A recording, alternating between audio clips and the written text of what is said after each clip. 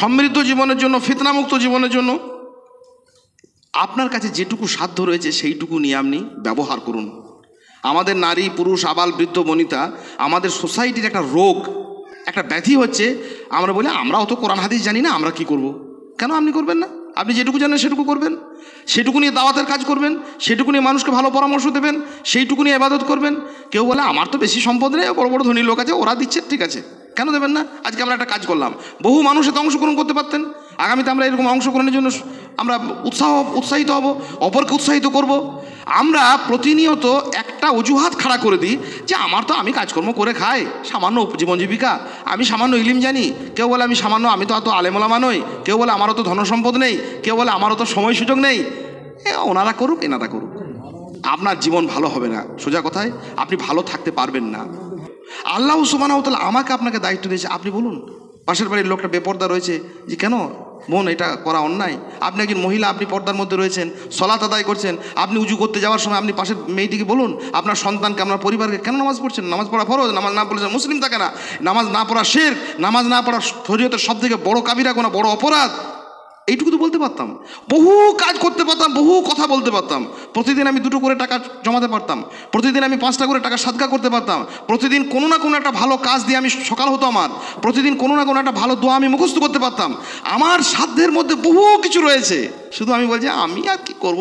সাধারণ মানুষ, পুরুষ মানুষরাও ঢিলঢাল, কি আমাদের বাড়ির মেয়েরা তো অত শত জানে না, এইসব জানে না। ওই ফাতেমারা জানতেন, মারিয়ামরা জানতেন। এই খারাপ কথা যেন মুখ থেকে না বেরোয়। ঝামেলা ঝঞ্ঝাট মুক্ত, ফিতনা মুক্ত জীবন যাপন করা সম্ভব হবে না। ফিতনাতে জীবন জর্জরিত হয়ে যাবে যদি আমরা বলি যে আমার কিছু নাই সাধ্য। আল্লাহ শেখাচ্ছেন মারিয়ামকে যে তোমার হাত দুটো তো রয়েছে, সন্তান হয়েছে তো কি হয়েছে, ওই হাত দুটোকে তুমি ব্যবহার করো। কারণ শুধু শুধু বসে বসে আল্লাহ দেখতে চান না, আল্লাহ দেখতে চান প্রচেষ্টাকে। আমাদের অনেক সাধ্য রয়েছে, আমরা সন্তানকে ভালো কথা শেখাতে পারি, মিথ্যা কথা থেকে তাকে দূরে রাখতে পারি, আমরা ভালো দাওয়াতের কাজ করতে পারি, পরিবারের মধ্যে আমরা একে অন্যকে সৎ কথা বলতে পারি। কোনো এক জায়গায় পরিবেশে গীবত করছে, ওর কথা গাইছে, ও অবাঞ্ছিত গুজব রটনা হচ্ছে, কার কথা কি হয়েছে, পুরনো কথা তুলে ঝগড়াঝাটি করছে, আমরা নিষেধ করতে পারি যে এসব করবেন না, পুরনো কথা তুলতে নেই, খারাপ কথা বলতে নেই, মিথ্যা কথা আলোচনা করতে নেই, মন্দ কথা শুনতে নেই, মন্দ কথা গাইতে নেই। মন্দ কথায় কান দিও না, ছন্দে শুধু কান পাতো। ছন্দময় জীবনের জন্য মন্দ খারাপ কথা থেকে দূরে থাকবো, নিজের হোক অন্যের হোক। আমাদের সাধ্য রয়েছে, সাধ্যটুকুকে ব্যবহার করা। আল্লাহ পাক রব্বুল আলামিন আমাদের সার্বিকভাবে এই তৌফিক দিন, আল্লাহুম্মা আমিন। আসসালামু আলাইকুম ওয়া রাহমাতুল্লাহি ওয়া বারাকাতুহু। ইন্নাল হামদালিল্লাহ নাহমাদুহু ওয়া নাস্তাঈনুহু ওয়া নাস্তাগফিরুহু ওয়া নাউযু বিল্লাহি মিন শুরুরি আনফুসিনা ওয়া মিন সাইয়্যাতি আমালিনা। من يهده الله فلا مضل له ومن يضلل فلا هادي له وأشهد أن لا إله إلا الله وحده لا شريك له وأشهد أن محمدا عبده ورسوله أعوذ بالله من الشيطان الرجيم بسم الله الرحمن الرحيم يا أيها الذين آمنوا اتقوا الله حق تقاته ولا تموتن إلا وأنتم مسلمون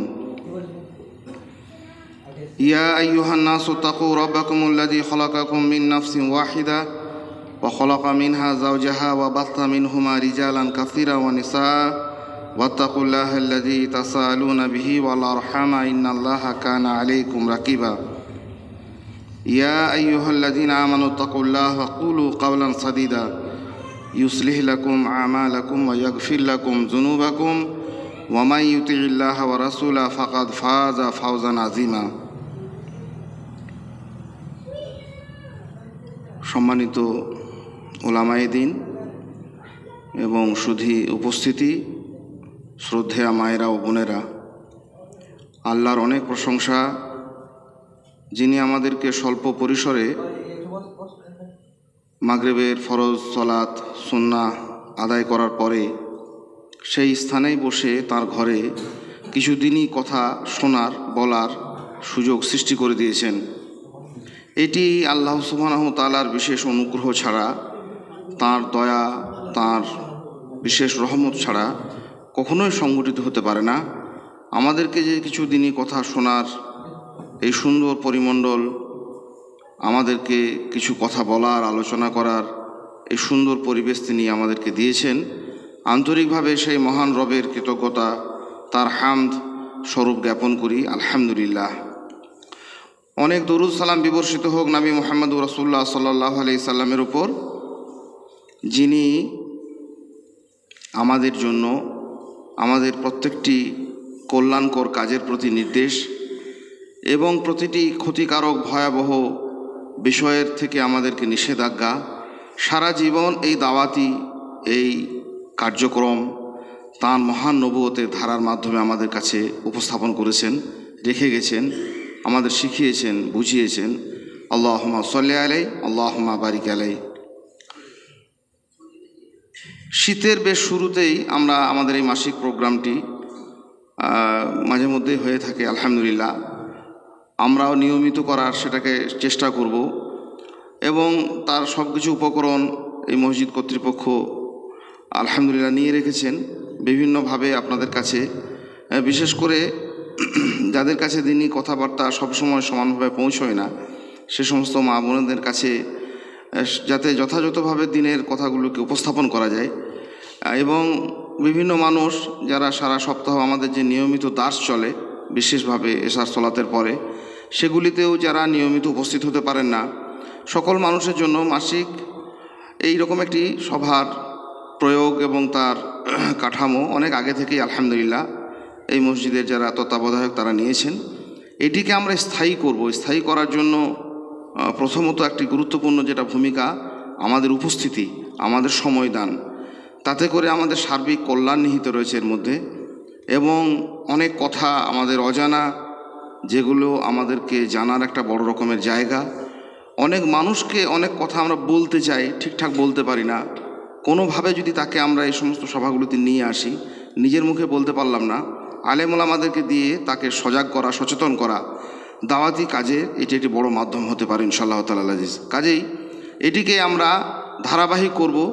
শীতের শুরুতে একটা সুন্দর সন্ধ্যায় যেমন আজকে আরম্ভ করলাম, সেইভাবেই শীত গ্রীষ্ম বর্ষা আমাদের নিয়মিত প্রত্যেক মাসের একটি সময়ে আমরা এটাকে যথাযথ করব। আল্লাহ আমাদেরকে তৌফিক দিন এবং আমাদের সার্বিক উপস্থিতিকে আল্লাহ পাক রব্বুল আলামিন কবুল করুন, আল্লাহুম্মা আমিন। আমি আজকের সংক্ষিপ্ত পরিসরে, শায়েখ রয়েছেন, উনি কিছু বললেন না সভাটাকে আর দীর্ঘায়িত না করার জন্য। যাই হোক, আমি খুব স্বল্প পরিসরে গুটি কয়েক কথা বলবো। সেই কথাগুলো হচ্ছে এই রকম, আমরা পৃথিবীতে রাসূল সাল্লাল্লাহু আলাইহি সাল্লামের শেখানো ভাষাতে প্রতিটি মানুষ এমনি আমাদের কাঙ্ক্ষিত একটা বিষয় হচ্ছে সুখী, নির্ভেজাল, নির্ঝঞ্ঝাট, ফিতনা মুক্ত একটা জীবন। এটা আমরা সকলেই চাই। আমরা মুখেও মুসলিম হিসাবে যারা সলাত আদায় করি, নামাজ পড়ি, সেই নামাজে একটি দোয়া আমরা নিয়মিত পাঠ করি, আল্লাহুম্মা ইন্না নাউযু বিকা মিন ফিতনাতিল মাহইয়া ওয়া ফিতনাতিল মামাত। জীবন এবং মরণের সমস্ত রকমের ফিতনা থেকে আল্লাহ অব্যাহতি চাই। ফিতনা, বিপর্যয়, প্রতিকূলতা, ঝামেলা, ঝঞ্ঝাট পৃথিবীতে কোনো মানুষই সত্যিকার অর্থে চায় না। মরণের ফিতনা কি, জীবনের ফিতনা কি, কী করে সেখান থেকে আমরা উদ্ধার পাবো, কী করে পরিত্রাণ পাবো, তার যাবতীয় খুঁটিনাটি আলোচনা পবিত্র কোরআন এবং সুন্নাতে স্পষ্ট হয়েছে। আজকে আমরা যেটি আলোচনা করব, জীবন সংলগ্ন ফিতনা থেকে বাঁচব। আমরা জীবনকে তো গুরুত্ব দিয়েই থাকি, আর গুরুত্ব দিই আর নাই দিই, জীবনটাকে তো আমাদেরকে বয়েও টেনে নিয়ে বেড়াতেই হবে। নির্দিষ্ট সময় পর্যন্ত আমাকে এই পৃথিবীতে থাকতে হবে। এই থাকাটা নির্ঝঞ্ঝাট, সুসজ্জিত, কল্যাণপূর্ণ, কোনো ধরনের ফিতনা যাতে এতে না আসে, এবং আগামী একটা বড় জীবন আখিরাতের, সেটা যাতে আরও বেশি সুসজ্জিত হতে পারে, তার যাবতীয় পরিকাঠামো এখানে তৈরি করতে পারি। আমি আজকে যেটি বলবো সেটি হচ্ছে এক নির্ঝঞ্ঝাট ফিতনামুক্ত জীবনের চাবিকাঠি কি মুহাম্মদুর রাসূলুল্লাহ সাল্লাল্লাহু আলাইহি সাল্লাম শিখিয়ে দিয়েছেন। আমরা সবাই বাঁচতে চাই, দোয়াও করি, রব্বানা আতিনা ফিদ দুনিয়া হাসানা ওয়া ফিল আখিরাতি হাসানা ওয়া কিনা আযাবান নার। আল্লাহ আমাদেরকে পৃথিবীর জীবনে আমাদেরকে কল্যাণ দাও, সৌন্দর্যপূর্ণ জীবন দাও, আখিরাতেও আমাদেরকে কল্যাণ দাও। কিন্তু কল্যাণের মূল রূপরেখা কী, তার চাবিকাঠি কী, তার প্রেক্ষিত কী, কীভাবে আমরা ফিতনামুক্ত হাসান জীবনযাপন, উত্তম জীবনযাপন আমরা করতে পারি, তার রূপরেখাটা যদি না জানি তাহলে আমরা ব্যর্থ হব।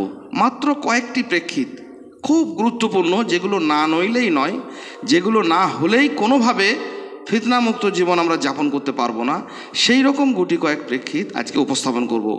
শীতের শুরুতে আলহামদুলিল্লাহ এগুলোকে আমরা ফেলে দিয়ে যাব না মসজিদে, আলহেরা মসজিদের কাছে আমরা রেখে দিয়ে যাব না, আমরা কানে আমাদের কর্ণকুহর এগুলো নিয়ে যাব, বাড়ি পর্যন্ত যেন পৌঁছায়। গুরুত্ব সহকারে মনোযোগ সহকারে শুনব কি চাবিকাঠি, কোন ব্যবস্থাপনা, কি এমন পদ্ধতি রয়েছে আল্লাহ এবং রাসূল আমাদেরকে শিখিয়েছেন, যার জন্য আমরা একটা নির্ঝঞ্ঝাট, একটা সুসজ্জিত, একটা সৌন্দর্যমণ্ডিত জীবন আমরা যাপন করতে পারি পৃথিবীতে। শীত ভালো কাটবে, গ্রীষ্মও কাটবে, বর্ষাও কাটবে, এবং আমাদের আবহমান কালের জীবন সুসজ্জিত হবে ইনশাআল্লাহ তাআলা আজিজ।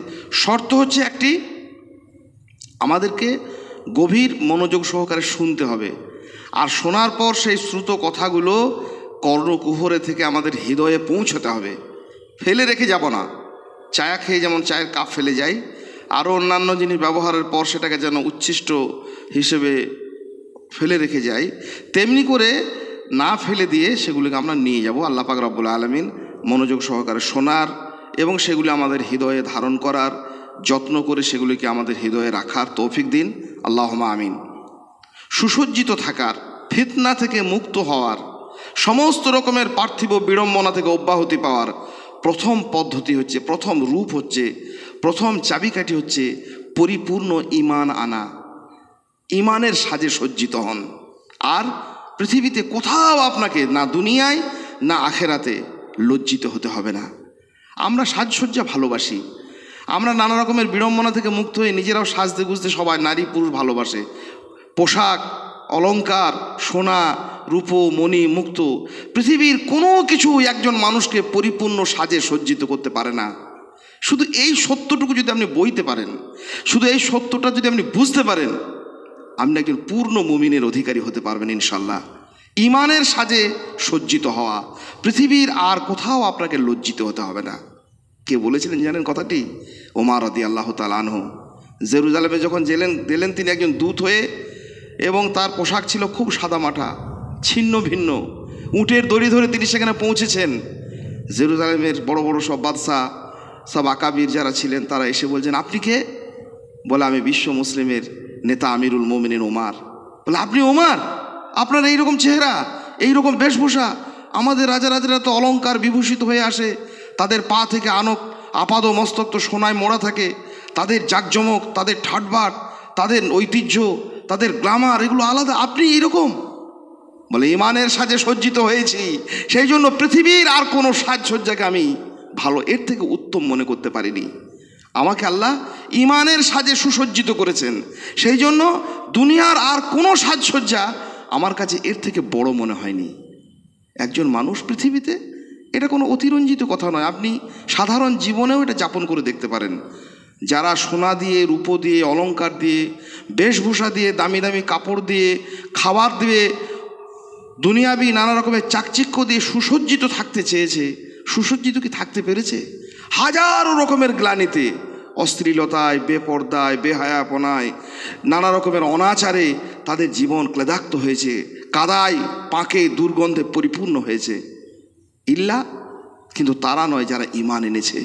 আল্লাহ সুবহানাহু ওয়া তাআলা তাদেরকে সুরক্ষিত রেখেছেন। আল্লাহ সুবহানাহু ওয়া তাআলা নিজে বললেন, আমানু ওয়ালাম ইয়ালবাসু ঈমানাহুম বিজুলমিন উলাইকা লাহুমুল আমন। যারা ঈমান এনেছে আর ঈমানের সঙ্গে শিরকের সংস্রব ঘটায়নি, ঈমানকে নোংরা করেনি, ঈমানকে অপরিচ্ছন্ন করেনি, ঈমানকে মজবুত করেছে, তারা কি হয়েছে? তাদেরই জন্য আমানাত, তাদেরই জন্য রয়েছে নিরাপত্তা। ওয়াহুম মুহতাদুন, তারাই হেদায়েত পেয়ে পাবে, তারাই হচ্ছে সঠিক পথের অনুসারী। তাহলে আমরা যদি নিরাপদ জীবন চাই, নিরাপদ জীবনের জন্য পরিপূর্ণ ঈমান আনা। আমি কিভাবে ঈমান এনেছি? যেভাবে নবী মুহাম্মদুর রাসূলুল্লাহ সাল্লাল্লাহু আলাইহি সাল্লাম ঈমানের আমাদেরকে দাবি দাওয়াত জানিয়েছেন, যেভাবে সাহাবায়ে কেরাম রাদিয়াল্লাহু তাআলা আনহুম আল্লাহ সুবহানাহু ওয়া তাআলার ওপরে, রাসূল মুহাম্মদ সাল্লাল্লাহু আলাইহি সাল্লামের ওপরে, পূর্ববর্তী নাবিদের ওপরে, কিয়ামতের দিন আখিরাতের ওপরে, তাকদীরের ওপরে, ফেরেশতা মণ্ডলীর ওপরে, আসমানি কিতাব এসেছে সেই কিতাবসমূহের উপরে যেমনটি তারা ঈমান এনেছিলেন, যে আকীদা এবং বিশ্বাস নিয়ে তারা সেগুলিকে ধারণ করেছিলেন, যেভাবে তারা আল্লাহকে চিনেছিলেন, মুহাম্মদুর রাসূলুল্লাহ সাল্লাল্লাহু আলাইহি সাল্লামের যেভাবে তারা ইত্তেবা করেছিলেন, যেভাবে ফেরেশতাদের প্রতি ঈমান এনেছেন, কিতাবের প্রতি ঈমান এনেছেন, সেই ঈমান একটা মানুষকে পূর্ণাঙ্গরূপে সুসজ্জিত করতে পারে। আমরা পৃথিবীতে তো দেখছি চারপাশে, একজন মানুষ যত সে জীর্ণ শীর্ণ, যত সে ক্ষয়িষ্ণু মানুষ হোক না কেন, একজন প্রকৃত মুমিন এই পৃথিবীতে কত নিরাপদ, কত রকমের অবাঞ্ছিত কথা, অবাঞ্ছিত আচরণ, অশ্লীলতায় বিবর্ণ হওয়া থেকে সে আল্লাহ থেকে মুক্ত করেছেন। মুমিনের জীবন নিয়ে একজন কবি বলছেন, মিষ্টি পাখি চির সবুজ থাকে তোমার নীড়, তোমার আকাশ স্বচ্ছ থাকে মেঘ করে না ভিড়, তোমার গলায় বিপন্নতার সুর থাকে না যুক্ত, তোমার জীবন সকল কলুষ হতে থাকে মুক্ত।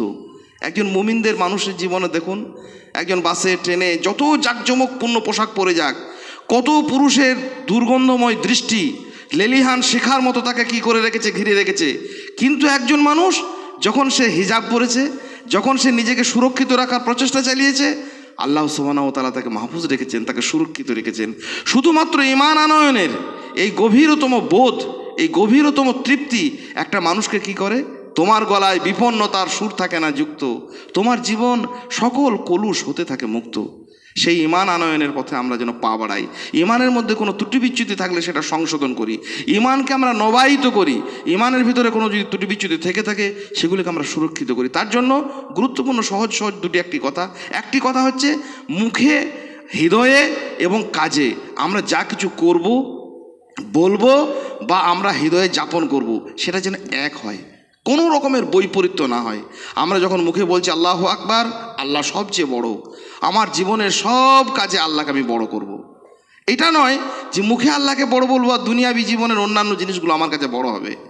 আল্লাহকে বড় করা মানে আল্লাহ সুবহানাহু ওয়া তাআলার বিধান বড়, আমার কাছে আল্লাহ সুবহানাহু ওয়া তাআলার বাণীটা বড় অন্যান্য কথার থেকে। ভালো করে মনে রাখবেন, আমার কাছে আল্লাহর ঘর অন্যান্য ঘরের থেকে বড়, আমার কাছে আল্লাহর পথে সময় ব্যয় করা অন্যান্য জায়গাতে সময় ব্যয় করার থেকে বড়, আমার কাছে আল্লাহওয়ালা লোকেরা অন্যান্য লোকের থেকে বড়। প্রত্যেকটা ক্ষেত্রেই হবে। যারা আল্লাহকে বেশি ভালোবাসেন, আল্লাহর কথা বলেন, আল্লাহর কথা শোনান, আল্লাহ সুবহানাহু ওয়া তাআলার কথা শোনেন, তারা অন্যান্য লোকের থেকে আমার কাছে বড়। আমরা বড় করেছি। জীবনের অগাধ সময় আমাদের কাছে ব্যয় হয়েছে। দুনিয়ার কত অর্বাচীন, দুনিয়ার কত কুৎসিত মানুষদেরকে নিয়ে আমরা জীবন কাটিয়েছি। হয়তো তারকা, কোথাও ক্রিকেটার, কোথাও খেলোয়াড়, কোথাও অভিনেতা, কোথাও অভিনেত্রী, রাজনৈতিক নেতা, মন্ত্রী, তাদের পাশে দাঁড়াতে পারলে আমরা আনন্দে আপ্লুত হই, অধীর আগ্রহে তাদের সামনে আমরা দাঁড়িয়ে থাকি তাদের মুখদর্শনের জন্য। একজন আল্লাহওয়ালা মানুষের জন্য আমাদের এই অপেক্ষা ছিল। একজন আল্লাহর কথা শোনায় এমন মানুষের জন্য হৃদয়ের এই ব্যাকুলতা অনুভব করি। মুমিন প্রতিটা মুহূর্তে তার হৃদয়ে ঈমানের একটা দাবি, সে আল্লাহকে চায়, আল্লাহ সুবহানাহু ওয়া তাআলার কথা যারা বলে তাদেরকে চায়, আল্লাহ সুবহানাহু ওয়া তাআলার কথা শুনতে চায় আর আল্লাহ ওয়ালাদের কথা শুনতে চায়। এটা ঈমানের দাবি। মুখে শুধু আল্লাহকে বড় বলা এটা কথা নয়। তাহলে আমার হৃদয়ে যে কথা আমি বললাম, যাপন করলাম যে আশহাদু আল্লা ইলাহা ইল্লাল্লাহ, আল্লাহ ছাড়া কোনো মাবুদ নেই, এ কথা যেন আমার মুখে উচ্চারিত হয়, এ কথা আমার জীবনে যেন বাস্তবায়িত হয়। যে কথা আমার হৃদয়ে যাপন করলাম মুহাম্মাদুর রাসূলুল্লাহ, মুহাম্মদ সাল্লাল্লাহু আলাইহি ওয়াসাল্লাম আল্লাহ রসুল নবী, সে কথা আমার যেন মুখ দিয়ে উচ্চারিত হয়, হ্যাঁ মুহাম্মদ সাল্লাল্লাহু আলাইহি ওয়াসাল্লাম আল্লাহ রসুল, এবং আমার জীবনে সেটা বাস্তবায়িত হয়। আমি যে কাজগুলো করব, রাসূলুল্লাহ সাল্লাল্লাহু আলাইহি সাল্লাম তিনি বলেছেন, করেছেন, অনুমোদন দিয়েছেন, তার সাহাবায়ে কেরাম রাদিয়াল্লাহু তাআলা আনহুম তার জীবদ্দশাতে সেইগুলোর স্বীকৃতি প্রদান করেছেন, সেগুলোকে বাস্তবায়ন ঘটিয়েছেন। এগুলি দেখে আমাদের জীবনটাকে যাপন করব। নচেত আমাদের মুখের কথা, আমাদের হৃদয়ের কথা, আমাদের আচরিত কর্মকাণ্ড, এগুলোর মধ্যে যদি যোজন যোজন পার্থক্য সৃষ্টি হয়, তাহলে প্রকৃত অর্থে, প্রকৃতভাবে আমরা কিন্তু ঈমানের স্বাদ গন্ধ আমরা পাবো না। ঈমানের স্বাদ পাওয়ার জন্য, ঈমানকে বেশি বেশি মজবুত করার জন্য নবী মুহাম্মদুর রাসূলুল্লাহ সাল্লাল্লাহু আলাইহি সাল্লাম অনেক পথ পদ্ধতি আমাদেরকে দিয়েছেন। একটি হচ্ছে ভালো কাজে আমরা আনন্দ পাবো। ইজা সাররাতুকা হাসানাতুকা ওয়া সাআতকা সাইয়্যাতুকা ফান্তা মুমিন। যে কোনো ভালো কাজ, আমি একটা দিনই কাজে এসেছি, শুধু নিজের জন্য নয়, অন্যের জন্য। আমার সন্তান একটা দিনই সভাতে 8 ঘন্টা বসে এলো। কোথায় ছিলি? বলে মৌলানারা একটা কোরআন হাদিসের কথা আলোচনা করছিলাম, আমি বসেছিলাম। আলহামদুলিল্লাহ, আপনি মা হয়ে, আপনি পিতা হয়ে তাকে উৎসাহিত করুন যে খুব ভালো কাজ করেছিলে। কোথায় ছিলে বাবা? মসজিদে মৌলানার সঙ্গে বসেছিলাম, খানিকটা কোরআনের দিনই দার্স হচ্ছিল, সেই জন্য আলোচনা হচ্ছিল।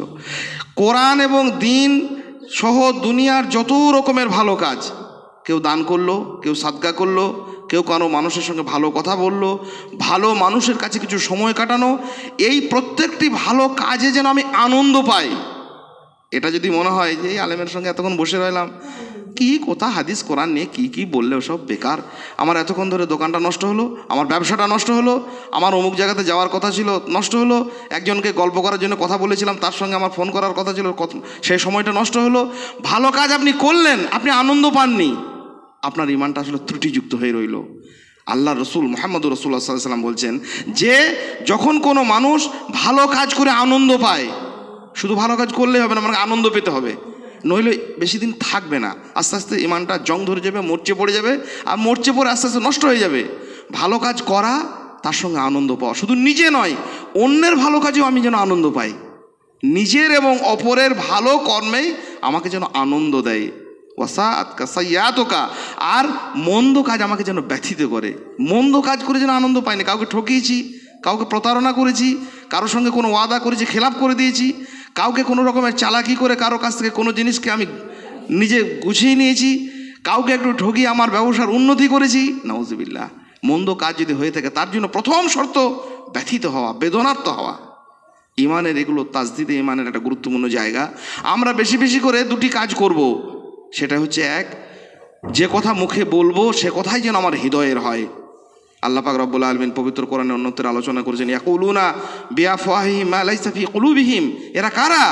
যারা মুখে যা বলে তা তাদের হৃদয়ে নেই, যা বলছে আল্লাহু আকবার আল্লাহ বড় এই কথা হৃদয়ে যাপন করে না। সেই জন্য আল্লাহর সঙ্গে আল্লাহওয়ালাদের সঙ্গে এদের সম্পর্ক নেই, এদের সঙ্গে হচ্ছে গায়রুল্লাহর সঙ্গে আর গায়রুল্লাহওয়ালাদের সঙ্গে। এটা কি করে হয়? এটা অবাস্তব কথা।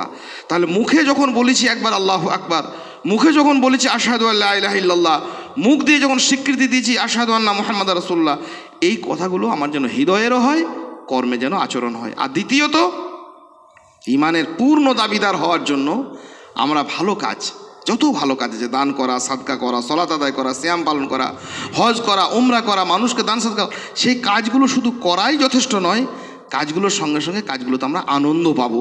আল্লাহ পাক রব্বুল আলামিন এইভাবে আমাদেরকে পূর্ণ মুমিন হওয়ার তৌফিক দিন, ইমানকে নবায়িত করে আমাদেরকে পূর্ণ উজ্জ্বলতায় পরিপূর্ণ ইমানের অধিকারী করুন, আল্লাহুম্মা আমিন। দ্বিতীয়, ফিতনামুক্ত জীবন থেকে বাঁচার খুব গুরুত্বপূর্ণ কয়েকটি কথা বলে শেষ করব। সেটি হচ্ছে এক, পাপ থেকে দূরে সরতে হবে। আমি পাপ করব আর আমার জীবন হবে সুসজ্জিত, এটা হতে পারে না। পাপের একটা বড় প্রভাব আছে। আমাদের শায়েখ একদিন দাস দিয়েছিলেন, পাপের প্রভাবে সেই আল্লাহ সুবহানাহু ওয়া তাআলা জান্নাত থেকে আসা সাদা পাথর হাজিরে আসওয়াদ কালো হয়ে যায়। আর আমার হৃদয় কালো হবে না, এটা হয়? বহু পাপে আমাদের হৃদয় কালি হয়ে যায়।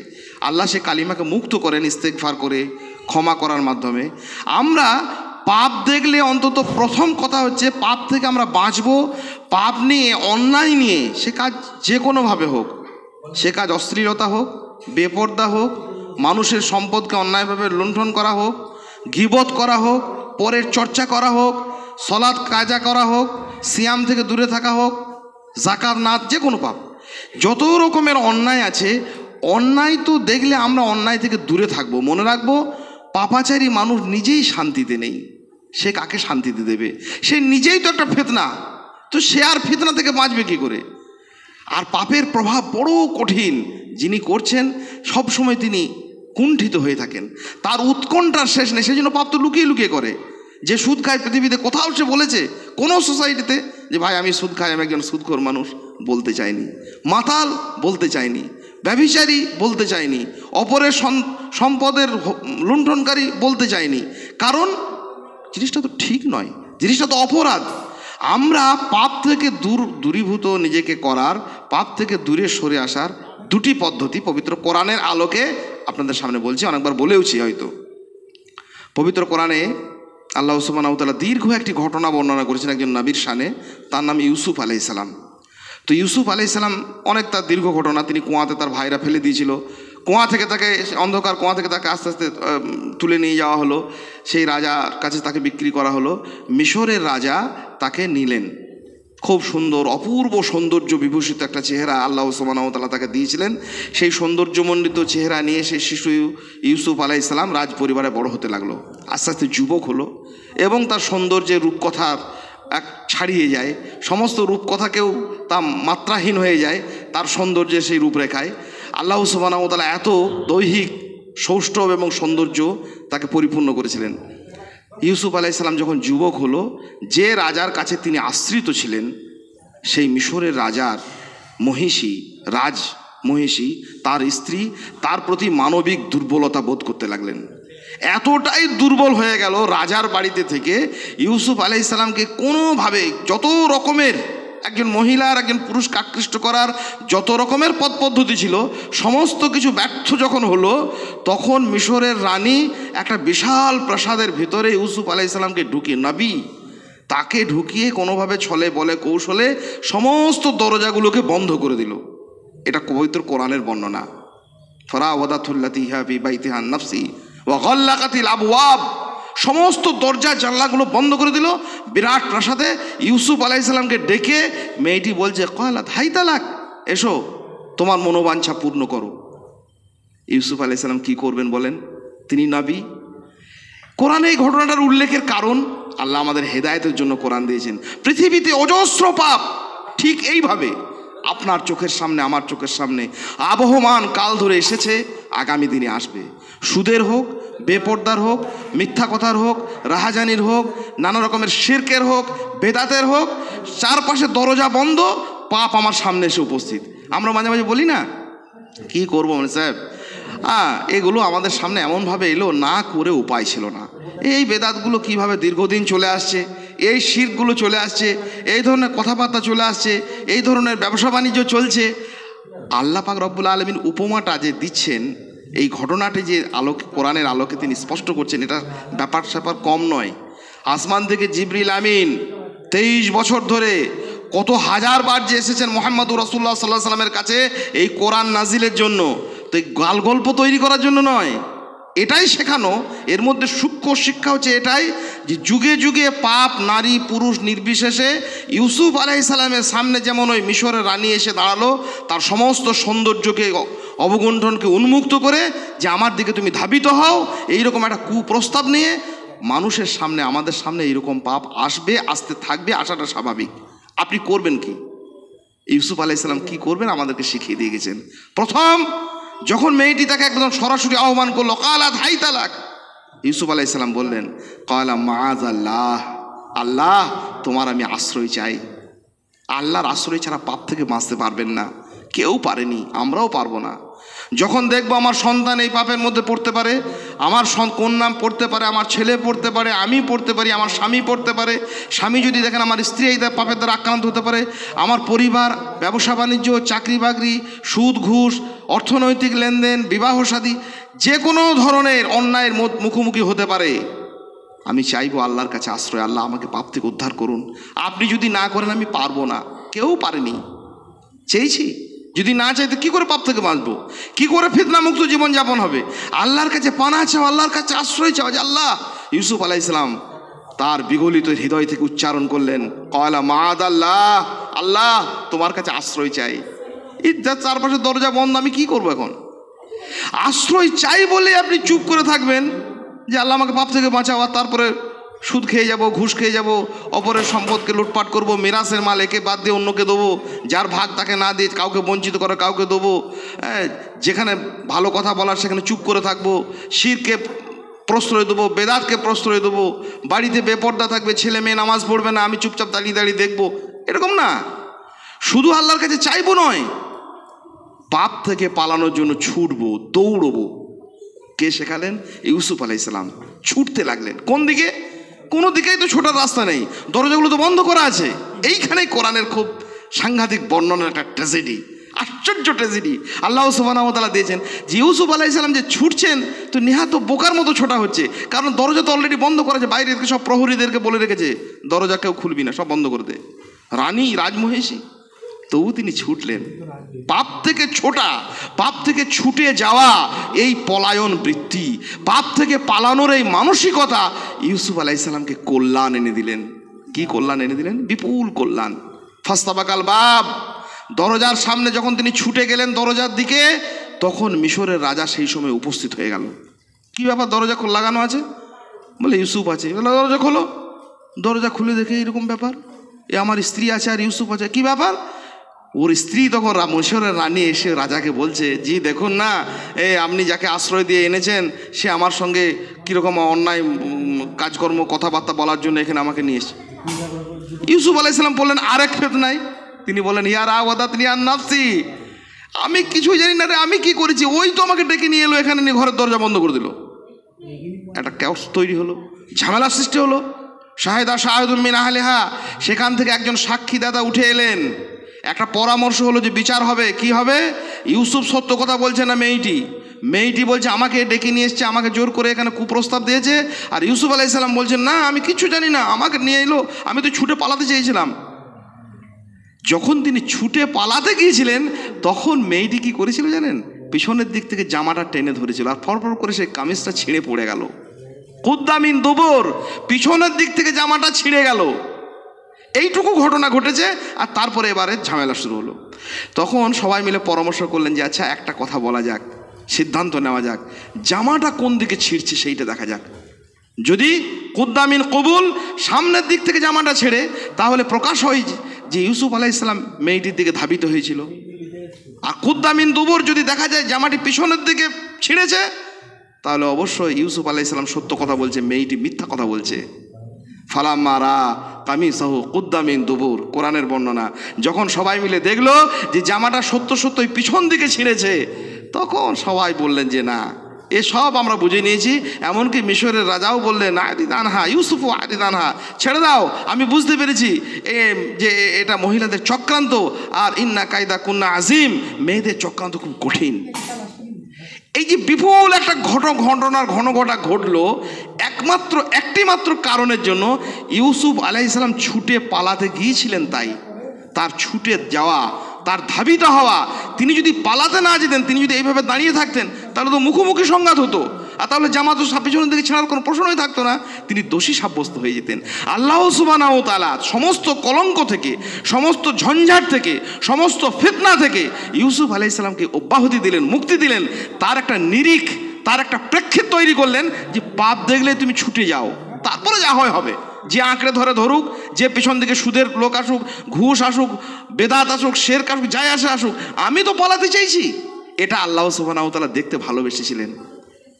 পাপ থেকে পালানো তো দূরের কথা, পাপকে আঁকড়ে জড়িয়ে যদি আমরা বসে থাকি, কোনোদিন আমরা তা থেকে বিরত থাকতে পারবো না। কাজেই মহান নবী ইউসুফ আলাইহিস সালাতু ওয়াত তাসলিমের কাছ থেকে আমরা শিক্ষা নেব। যত রকমের অন্যায় আসুক, যখন দেখবো বাড়িতে এটা বেপরদা সৃষ্টি হচ্ছে, বাড়িতে নামাজ পড়ছে না, আমি সেখান থেকে পালানোর চেষ্টা করবো এইভাবে যে কোনোভাবে সেটাকে রাখতে দেবো না, কোনোভাবে সেই কাজটাকে সংগঠিত হতে দেবো না। কোনো অন্যায়ের সঙ্গে কোনো আপোষ না করে আমি যেন পলায়ন বৃত্তি, অন্যায় থেকে, সুদ হোক, ঘুষ হোক, বেদাত হোক, শিরক হোক, আমার এই পালিয়ে যাওয়ার মনোবৃত্তিটাই আমার জন্য কল্যাণ হতে পারে। আল্লাহ পাক রব্বুল আলামিন সুখী জীবনের জন্য, সমৃদ্ধ জীবনের জন্য এই ভূমিকা পালন করার আমাদের তৌফিক দিন, আল্লাহুম্মা আমিন। তৃতীয়ত আরেকটি কথা বলে দিই, সেটা হচ্ছে এই, আরেকটা ভালো জীবনের জন্য, সমৃদ্ধ জীবনের জন্য, ফিতনামুক্ত জীবনের জন্য আপনার কাছে যেটুকু সাধ্য রয়েছে সেইটুকু নিয়ে আপনি ব্যবহার করুন।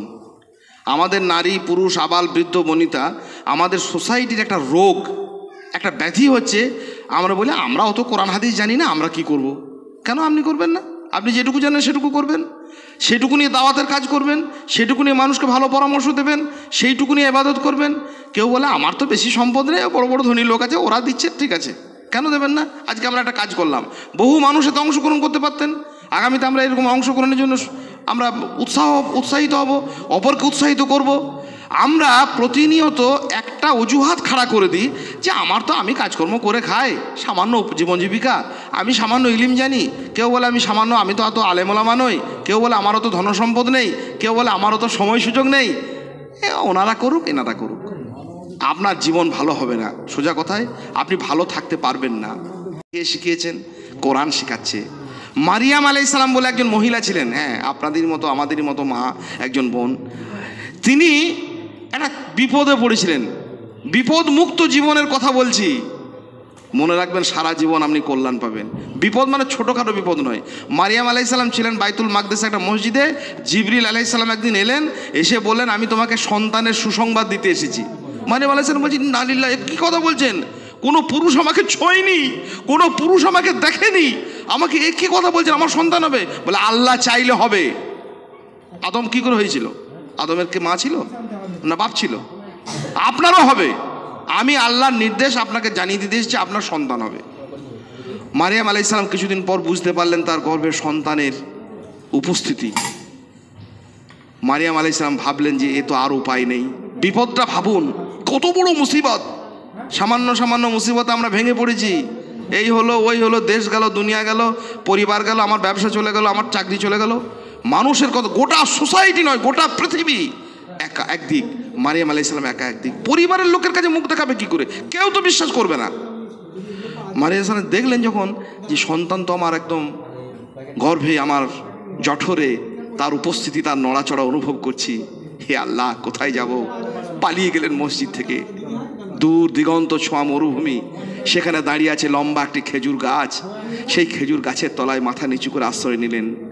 বললেন, আল্লাহ, যদি এর আগে আমি মরে যেতাম ভালো হতো। কুনতু নাসিয়াম মানসিয়া, আমাকে যদি মানুষ বিস্মৃতির অন্ধকারে ঠেলে দিত, আমাকে মানুষ যদি ভুলে যেত, এটা ভালো হতো।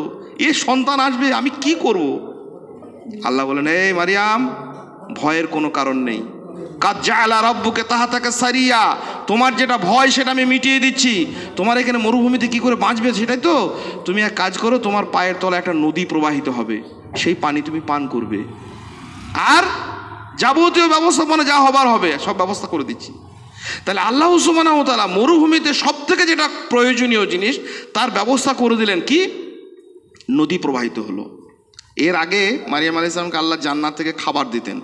জিবরিল আমিন মাইদাতাম মিনাস সামা, আসমান থেকে খাঞ্চা ভর্তি খাবার নিয়ে আসতো বাইতুল মাকদেসে। তাহলে আল্লাহ সুবহানাহু ওয়া তাআলা চেয়েছেন, দিয়েছেন। সন্তান ভূমিষ্ঠ হলো। এবারে কি হবে না হবে, চিন্তায়, দ্বিধায়, যন্ত্রণায়, কষ্টে, লজ্জায়, সংকোচে জর্জরিত একটা মহিলা, তাকে আল্লাহ বলছেন, কি বলছেন? যে তোমার পাদদেশে একটা পানির ধারা নির্মাণ করে দিলাম, ওইখান থেকে তুমি পানি পান করবে। ওয়া হুজি ইলাইকা বিজিজিন নাখলা তুসাকিত আলাইকা রুতাবান জানিয়া, আর তোমার সামনে যে খেজুর গাছটা রয়েছে, ওই খেজুর গাছের কাণ্ডটা ধরে তুমি নাড়া দেবে, ঝরঝর ঝরঝর করে খেজুর পড়বে, তুমি খাবে। পাকা, সুপক্ক, সুমিষ্ট, সরস, তাজা খেজুর তুমি ভক্ষণ করবে। আশ্চর্য মনে হয় না? যে আচ্ছা, মারিয়াম আলাইহিস সালাম এইরকম জর্জরিত অবস্থায় খেজুর গাছ ধরে খেজুর পাড়বে? এটা হয়? আর খেজুর গাছ এমন একটা গাছ, নিজেদের অভিজ্ঞতা থেকে জানি, যে নাড়া দিলেই যে খেজুর পড়ে এটা সাধারণত পড়ে না। অন্যান্য গাছে পড়ে, খেজুর গাছে পড়ে? দেখেছেন কখনো খেজুর গাছকে নাড়া দিলে খেজুর পড়ে? শক্ত লম্বা একটা ঠ্যাং ঠ্যাঙে গাছ, গোড়া থেকে কি করে নাড়া দেবে? আর নাড়া দেওয়ার দরকারটাই বাকি আমি বলছি সাধারণ জ্ঞান বুদ্ধিতে। আল্লাহ সমুদ্রের বুকে, মরুভূমির বুকে পানির নহর বইয়ে দিলেন, আসমান থেকে খাবার দিলেন, তো খেজুর গাছ থেকে খেজুরটা পেড়ে দিলেই তো হয়। আসলে আল্লাহ যেটা চেয়েছেন আমরা সেটা জানি না। আল্লাহ চেয়েছেন মারিয়ামের যেটুকু সাধ্য রয়েছে, কিছু নেই ওর, কিন্তু হাত দুটো তো রয়েছে, ওই দুটিও যেন সে ব্যবহার করতে শেখে। নিজেকে অকর্মণ্য করে রাখা নয়, যার যেটুকু আছে সেটুকুকে যেন সে ব্যবহার করে। আল্লাহ যেটা আপনার আয়ত্তের বাইরে, আপনি যেটা পারবেন না, আল্লাহ সেটা দেবেন। বদরের যুদ্ধে আল্লাহ সুবহানাহু ওয়া তাআলা চেয়েছিলেন যে তোমরা এই করো ওই করো, সমস্ত নিয়ে তারা হাজির হয়েছিল। আল্লাহ দেখলেন এরা আর পারবে না, মান থেকে আলফি মিনাল মালাইকাতে মুরদিফিন, হাজারো ফেরেশতা পৃথিবীতে নেমে এলো। আল্লাহ সুবহানাহু ওয়া তাআলা আমাকে আপনাকে দায়িত্ব দিয়েছে, আপনি বলুন। পাশের বাড়ির লোকটা বেপর্দা রয়েছে, যে কেন বোন এটা করা অন্যায়? আপনি একজন মহিলা, আপনি পর্দার মধ্যে রয়েছেন, সলাত আদায় করছেন, আপনি উজু করতে যাওয়ার সময় আপনি পাশের মেয়েটিকে বলুন, আপনার সন্তানকে, আপনার পরিবারকে, কেন নামাজ পড়ছেন? নামাজ পড়া ফরজ, নামাজ না পড়লে মুসলিম থাকে না। নামাজ না পড়া শিরক, নামাজ না পড়া শরীয়তের সব থেকে বড় কাবিরা গুনাহ, বড় অপরাধ। এইটুকু তো বলতে পারতাম, বহু কাজ করতে পারতাম, বহু কথা বলতে পারতাম। প্রতিদিন আমি 2টো করে টাকা জমাতে পারতাম, প্রতিদিন আমি 5টা করে টাকা সাদকা করতে পারতাম, প্রতিদিন কোনো না কোনো একটা ভালো কাজ দিয়ে আমি সকাল হতো আমার, প্রতিদিন কোনো না কোনো একটা ভালো দোয়া আমি মুখস্থ করতে পারতাম।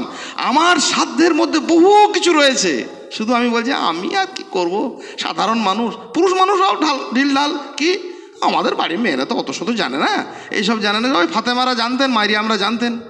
এই খারাপ কথা যেন মুখ থেকে না বেরোয়। ঝামেলা ঝঞ্ঝাট মুক্ত, ফিতনা মুক্ত জীবন যাপন করা সম্ভব হবে না। ফিতনাতে জীবন জর্জরিত হয়ে যাবে যদি আমরা বলি যে আমার কিছু নাই সাধ্য। আল্লাহ শেখাচ্ছেন মারিয়ামকে যে তোমার হাত দুটো তো রয়েছে, সন্তান হয়েছে তো কি হয়েছে, ওই হাত দুটোকে তুমি ব্যবহার করো। কারণ শুধু শুধু বসে বসে আল্লাহ দেখতে চান না, আল্লাহ দেখতে চান প্রচেষ্টাকে। আমাদের অনেক সাধ্য রয়েছে, আমরা সন্তানকে ভালো কথা শেখাতে পারি, মিথ্যা কথা থেকে তাকে দূরে রাখতে পারি, আমরা ভালো দাওয়াতের কাজ করতে পারি, পরিবারের মধ্যে আমরা একে অন্যকে সৎ কথা বলতে পারি। কোনো এক জায়গায় পরিবেশে গীবত করছে, এ ওর কথা গাইছে, ও অবাঞ্ছিত গুজব রটনা হচ্ছে, কার কথা কি হয়েছে পুরনো কথা তুলে ঝগড়াঝাটি করছে, আমরা নিষেধ করতে পারি যে এসব করবেন না, পুরনো কথা তুলতে নেই, খারাপ কথা বলতে নেই, মিথ্যা কথা আলোচনা করতে নেই, মন্দ কথা শুনতে নেই, মন্দ কথা গাইতে নেই, মন্দ কথায় কান দিও না, ছন্দে শুধু কান পাতো।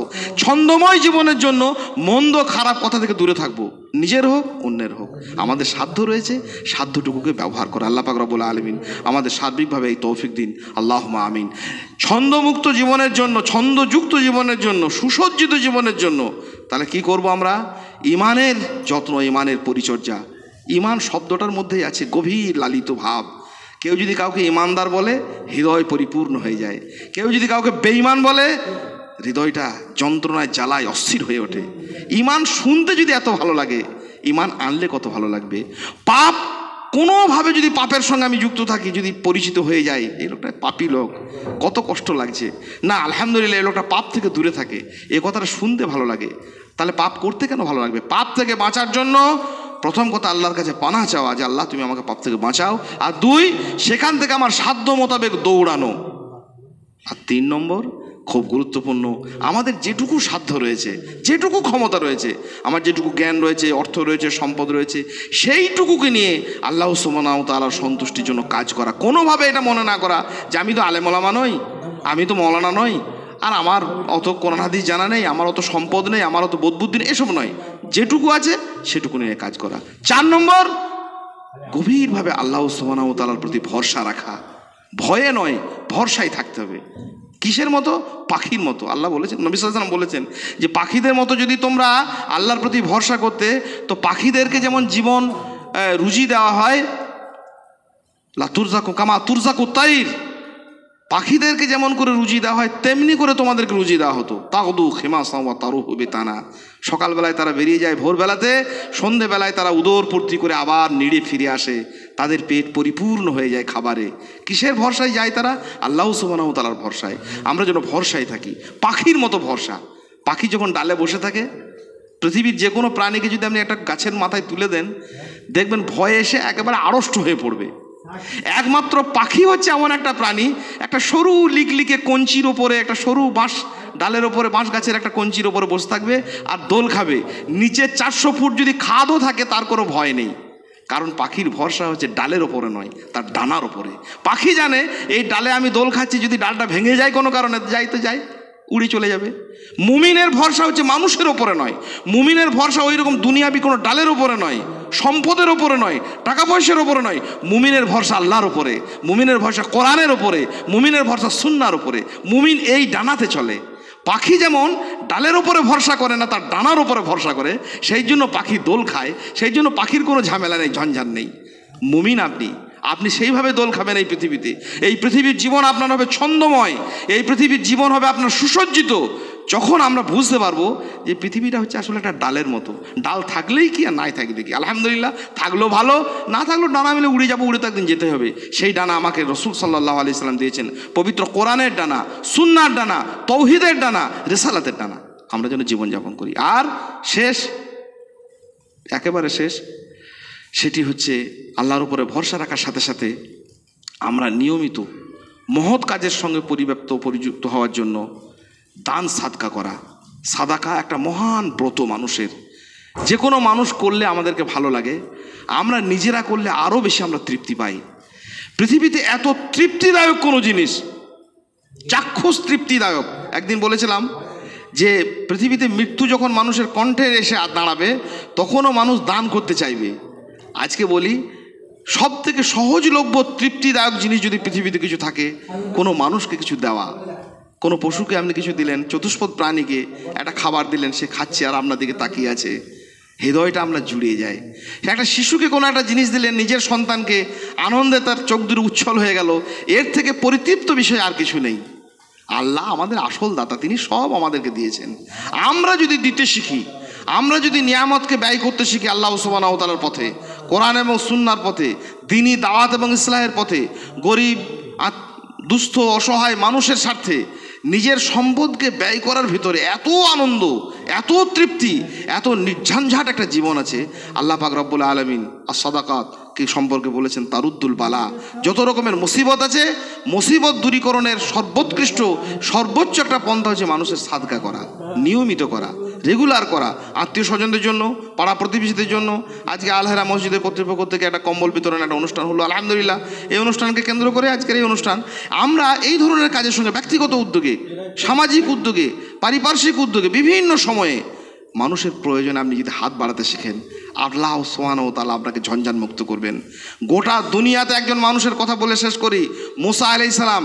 গোটা পৃথিবী তার বিরোধী, ফেরাউনের মতো ফেরাউনের মতো জালেম অত্যাচারী তার বিপক্ষে অবস্থান করছে এবং তাকে হত্যার হুমকি দিয়েছে। তিনি একটা কোথায় গেলেন, মাদায়েন একটা শহরে চলে গেলেন। সেখানে গিয়ে একটা কূপের ধারে বসলেন আর গিয়ে দোয়া করছেন কাতর কণ্ঠে, আল্লাহ লিমা আনসালতা আলাইয়া মিন খায়রিন ফাকির। আল্লাহ তুমি আমাকে যেটুকুই দাও আমি ওইটুকুরই কাঙাল, কি আর চাওয়ার আছে। ব্যথায়, দৈনতায় অসহায় একজন মানুষ দোয়া করছেন। এমন সময় দেখা গেল দুটি ছোট ছোট অল্প বয়স্ক মেয়ে তাদের ওই ছাগল, উঁট এসবকে পানি পান করানোর জন্য ওখানে দাঁড়িয়ে আছে। মুসা আলাইহিস সালামকে কোনো দরকার ছিল ওই মেয়ে দুটির ওই ছাগলের পানি পান করানো, সহযোগিতা করা? মুসা আলাইহিস সালামকে তার অবস্থানটা, স্ট্যাটাসটা কেমন? গোটা পৃথিবী তার বিরোধী, ফেরাউন তাকে হত্যার হুমকি দিয়েছে, গোটা পৃথিবীতে একটা মানুষ নেই তার মনের কথা বলার। তো তিনি বলতেই পারতেন, ভাবতেই পারতেন যে কে কোথা কি হচ্ছে, আমার চিন্তা করার সময় নাই, আমার কি অবস্থা দেখো। কিন্তু দুস্থতা, অসহায় অবস্থা যত কঠিনই হোক না কেন, সামান্য একটু মানুষের উপকার করতে পারবো এই লোভটুকু তিনি ছাড়লেন না, ছুটে গেলেন। মেয়েগুলোর সেই ছাগলকে, উটকে পানি পান করাচ্ছিলেন, সেই পানি তানি ব্যবস্থা দূরে মানে ব্যবস্থাপনা ঠিকঠাক হচ্ছিল না, তিনি পানি পান করানোর ব্যবস্থা করে দিলেন। তাতে কি হলো, আল্লাহ অফুরন্ত কল্যাণের ওইটাকে তিনি, আল্লাহ সুবহানাহু ওয়া তাআলা ওইটাকে মাধ্যম করে দিলেন। কেউ ছিল না মুসা আলাইহিস সালামের। এবার কি হলো দেখুন, মেয়ে দুটি নিজের বাড়িতে গেল, যাওয়ার পরে কিছুক্ষণ পর ফিরে এলো। ফিরে এসে বলল যে আমার আব্বা আপনাকে ডেকেছেন।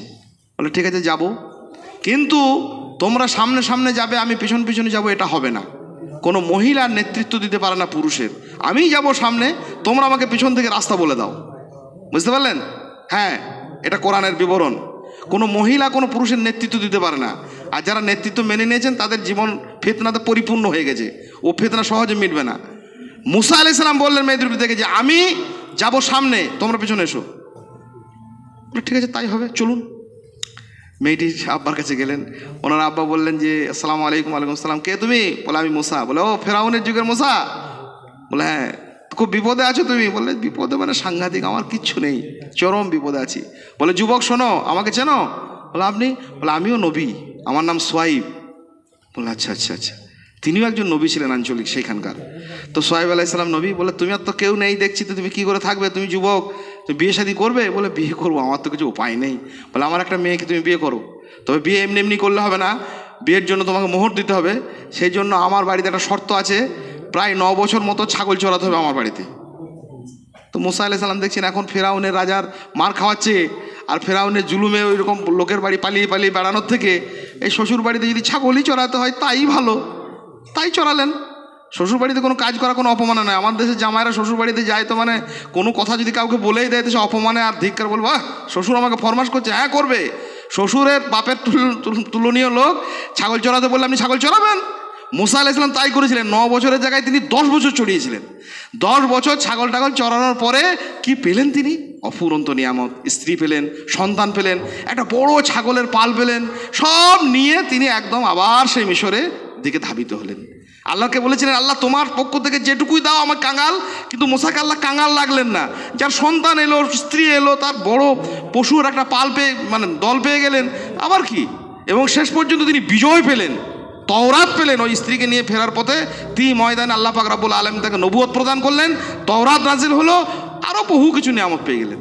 তাহলে নিয়ামতের একটা গুরুত্বপূর্ণ জায়গা কি, যে আমার যেমনই অবস্থা হোক আমি মানুষের উপকার করব, মানুষের কল্যাণ করব, এই মনে করে যে আমার অবস্থা নিজেরই অবস্থা কি হচ্ছে যাই হোক না কেন, কোনো মানুষের এক ফোঁটা কল্যাণ উপকার করার সুযোগ আমরা যেন না হারাই। ছন্দময় জীবন হবে, সুসজ্জিত জীবন হবে ইনশাআল্লাহ তাআলা আজিজ। আল্লাহ পাক রব্বুল আলামিন আমাদেরকে তৌফিক দেন। গুটি কয়েক কথা আমরা আলোচনা করলাম। একটা হচ্ছে ইমানের দিকে আমরা নজর দেবো বেশি বেশি করে, ত্রুটি বিচ্যুতি কোথাও থাকলে আমরা সেটাকে রিপেয়ার করব, ইমানকে পরিপূর্ণ করব। দ্বিতীয়ত আল্লাহ সুবহানাহু ওয়া তাআলার শুকরিয়া কৃতজ্ঞতা প্রকাশ করব। পাপ থেকে আমরা দূরে থাকব, পাপ থেকে আমরা ছুটব। যেটুকু আমাদের সাধ্য রয়েছে সেইটুকু নিয়েই আমরা দিনের কাজ করব। মসজিদের কাজ, মাদ্রাসার কাজ, মক্তবের কাজ, মানুষের কল্যাণের কাজ, উপকারের কাজ। আর 5 নম্বর, আমরা ভয়ে নয় ভরসায় থাকবো, পাখির মতো। জীবনটা হবে ছন্দময়। পাখি যেমন ডালের ওপরে দোলে, ডালের ওপরে তার ভরসা নেই, ডানার ওপরে ভরসা, তেমনি করে এই পৃথিবীটা আমাদের কাছে ডালের মতো, ওর উপরে ভরসা কিছু নেই। যে কোনো দিন ডুবে যেতে পারে, চলে যেতে পারে, যাই যাবে, থাকলো। আমাদের ডানা আছে, দিনের ডানা, কোরআন এবং সুন্নার ডানা, ইমান এবং আকীদার ডানা, মানহাজ এবং আমলের ডানা। সেই ডানাতে আমরা যেন উড়ে যেতে পারি। আর শেষত মানুষের কল্যাণ করা, মানুষের উপকার করা, পরিস্থিতি যেমনই হোক এই সুযোগ থেকে আমরা যেন বঞ্চিত না হই। আল্লাহ পাক রব্বুল আলামিন সার্বিকভাবে সুসজ্জিত, ফিতনামুক্ত, জরামুক্ত, ব্যাধিমুক্ত জীবন থেকে আমাদের অব্যাহতি দিন। সুন্দর জীবন যাপন করে আমরা আল্লাহ সুবহানাহু ওয়া তাআলা সেই প্রতিশ্রুত জান্নাতের দিকে ধাবিত হওয়ার আল্লাহ আমাদেরকে প্রত্যেককে তৌফিক দিন। আল্লাহুম্মা আমিন। যেমনভাবে আজকে সুন্দর এই সমাবেশটি সম্পন্ন হলো, এমনিভাবে মাসিক সমাবেশগুলোতে আল্লাহ আমাদের প্রত্যেকের উপস্থিতি থাকার, অন্যকে উপস্থিতি করানোর আল্লাহ পাক রব্বুল আলামিন আমাদের তৌফিক দিন। আল্লাহুম্মা আমিন। আস্তাগফিরুল্লাহ লি ওয়া লাকুম ওয়া লিসাইরিল মুসলিমিন ফাস্তাগফিরু ইন্নাহু হুয়াল গফুরুর রহিম। আসসালামু আলাইকুম ওয়া রাহমাতুল্লাহি ওয়া বারাকাতুহু।